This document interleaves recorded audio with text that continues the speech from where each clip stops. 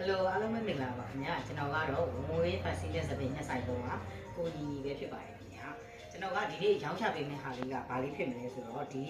hair powder လေးနှစ်မျိုးနှစ်စားပဲရှိပါတယ်ခင်ဗျာဒီမှာပါနော်ကျွန်တော်တို့ဆိုင်မှာဒီ hair powder လေးတွေကို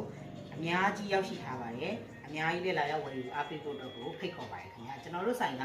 hair powder တွေကိုဘာအတွက်ရောင်းလဲဆိုလို့ရှိရင်အရင်တော့ဆို hair powder ကယောက်ျားလေးတီးတန့်နဲ့ကြိုက်ကြတယ်ပေါ့နော်အခုနောက်ပိုင်းမှာယောက်ျားလေးမိန်းကလေး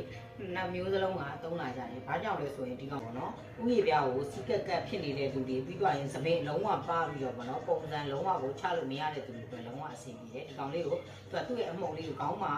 ပေါ့နော်လူတလူလေးခါချပြီးတော့ဖြန်းပြီးရဆိုရင်ကိုယ့်ရဲ့လူကျင်တဲ့ပုံစံတိုင်းလေးပုံစံလေးတွင်းပေးလိုက်ရုံနဲ့သူက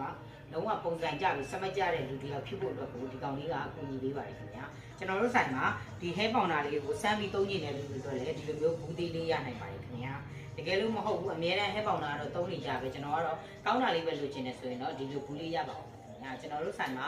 လက်နီလက်ကားဝယ်ယူအားပေးလို့ရပါတယ်ကျွန်တော်တို့ဆိုင်ကဘယ်မှာလဲမေးကြတယ် TikTok က customer တွေရော Facebook က customer တွေရောတော့ကျွန်တော်တို့ဆိုင်ရဲ့လိပ်စာလေးကကြတော့မြောင်းများမျိုးမြတာယာဈေးပေါက်ပြီးဝင်းဝင်းလောက်ကုန်စတူရဲ့ဘေးဘက်မှာရှိတဲ့ဝင်းဝင်းဖန်စီနဲ့စပင်းညက်ဆိုင်တို့မှာလာရောက်ဝယ်ယူအားပေးလို့ရပါတယ်ခင်ဗျာ live ပေါ်ကနေလည်းဝယ်ယူအားပေးလို့ရပါတယ်အားလုံးကိုကျေးဇူးတင်ပါတယ်ခင်ဗျာ